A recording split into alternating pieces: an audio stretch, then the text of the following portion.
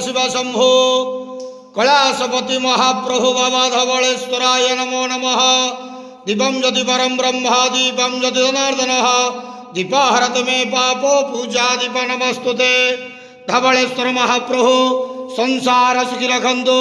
आज शुभ शुक्रवार एकादशी रे समस्त श्रद्धालु भक्त मान को आशीर्वाद करंतु, कर्मक्षेत्र उन्नति करंतु, मनस्कामना पूर्ण करंतु, ग्रहरिष्ट खंडन करंतु, जगतर मंगल करंतु, विश्वर कल्याण करंतु, आपणकर नाम प्रकाश करंतु, सेवकर डाक श्रवण करंतु, समस्त गुआवसा भक्त मानकर मनस्कामना पूर्ण करंतु।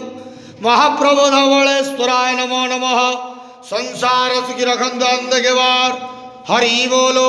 आज शुभ शुक्रवार एकादशी रे समस्त श्रद्धालु भक्त मान को आशीर्वाद करंतु अंधकेवार हरि बोलो।